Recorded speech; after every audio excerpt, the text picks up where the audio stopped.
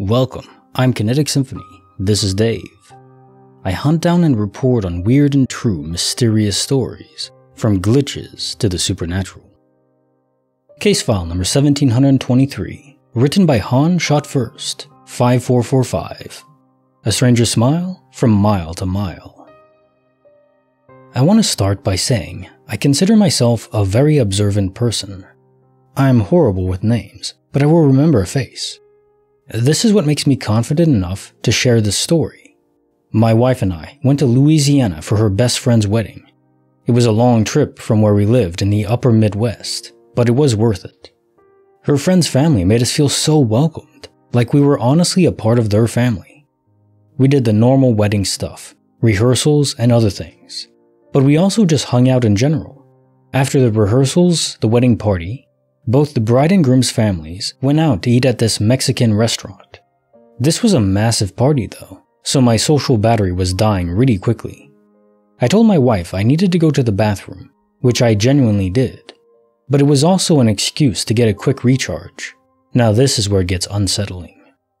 I did my business and started washing my hands. That's when this man walked in. I'll never forget how he looked. He was a heavy-set Caucasian dude. He had a closed-cropped beard and wore an extremely loud and almost ridiculous cowboy outfit. He came in smiling at me and washing his hands. We exchanged greetings like usual, and then he complimented my shirt. It was a Spider-Man No Way Home shirt. I thanked him, and then he said he loves superheroes, and that he had the full collection of Christopher Reeve's Superman films at his house. I thought it was a normal thing to boast of, but then it hit me that out of all the superhero movies he could choose, he picked my favorite, Superman. I brushed it off as coincidence and said goodbye. We both walked out, him behind me.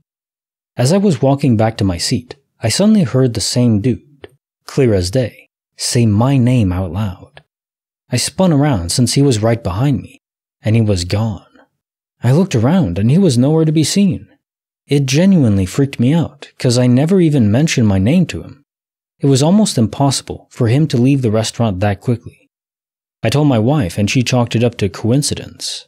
The rest of the wedding planning went well, but then the reception came around. I was having an absolute blast. Not drinking a thing, mind you. I was underage at the time. When I spotted this dude, bald everywhere, besides his eyebrows, staring at me, I stared at him back, and considering my last experience, I started making my way towards him. I made it to where he was, and he was gone. I looked everywhere around the party, accounted for every face, and nobody matched. I had chills for a while before trying to shake it off and enjoy the party. Fast forward 3 months later, and my wife and I moved down south to the Carolinas. We were looking for a place since we were staying with my parents, so we checked out a town that some friends were living in. This town is about 3 hours from my parents. While out to eat with them, I went to the bathroom again. As soon as I was done in the stall, I turned the corner of the stall to the sink and almost ran into someone. I looked up, and it was the same man from Louisiana. He wasn't wearing a cowboy outfit, nor did he speak. He just smiled at me, and it wasn't a genuine smile. He smiled only in his mouth. The rest of his face wasn't smiling. I stood shocked and looked at this other dude in there. That's when I realized the other stall was open. He didn't need to wait for my stall. The guy just walked into the stall, still smiling at me. I went back to my seat and told my wife, in which she got chills. Our seat was in front of the bathroom, so I watched intently to see if he would come out so I could show her. He never did. I rushed back into the bathroom to see if he was still in there, and the stall was empty. I'm still freaked out by this. It seems almost impossible for someone to follow us that much, literally across states. I don't know who is following me, or if they have good intentions or not. Case answer file 1723. A Stranger's Smile from Mile to Mile. Yeah, so I have the exact same social battery, where in situations, even if I like the people around me, I have to recharge, even for a brief moment, in this case in the bathroom. I don't think you were able to recharge in this case. I would not be able to either. That creepy kind of smile, which I attempted to mimic in the video, smiling, but not with your whole face. Yeah, you can tell right away something is wrong with that. Those fake smiles are just too creepy. Now the question is, was this a real human being that was just tracking you, stalking you? Could be. There are a lot of creepy men out there. But it could also be a spirit that is somehow tethered to you or an object that you always carry with you. And the spirit just happens to be creepy, maybe even malevolent, but again, I wouldn't stress too much about that. Spirits just generally aren't that capable of manifesting in the real world. With exceptions, so be on your guard, but I think you'll be okay. Case file number 1724, written by 5X Champ. Where did my keys go? Merely gone with the flow? The morning my car keys vanished into thin, cold air in January 2021. During COVID, I drove my car by myself to a big medical center complex with a huge parking lot on a very cold morning. Pull into a parking space, shut off the ignition, reach for a mask which I thought was on the car seat. Not there, so I got one out of my backpack. Get out of my car, close the door, reach up to my left hip to get my key remote to lock the doors. My keys are not on my belt. Search all my coat, vest, and jeans pockets. No keys. Okay, they are maybe still in the ignition. No.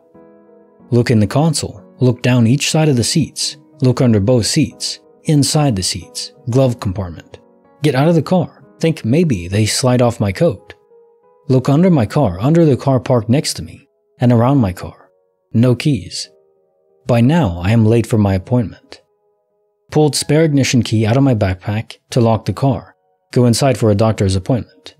Come back out after the doctor's appointment. No cars parked around me. Nothing. Look at a couple of nearby light poles, thinking maybe somebody saw them. Place them in an obvious place. Nope. Went back in to ask the guard at the front desk, but no guard on duty at the moment.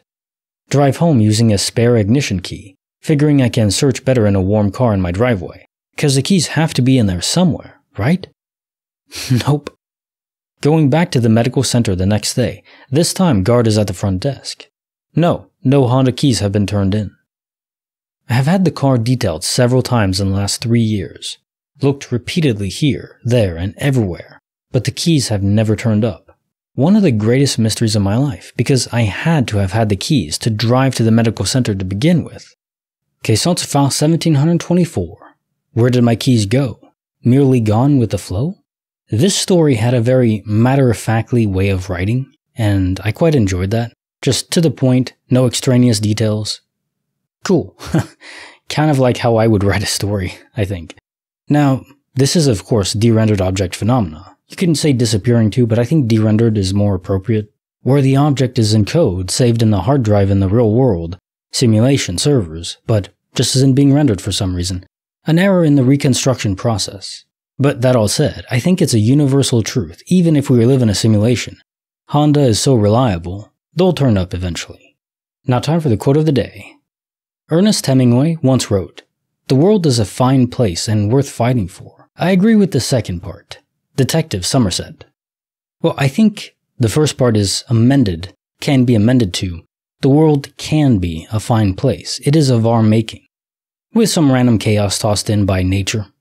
Which, keeps it fresh and fun.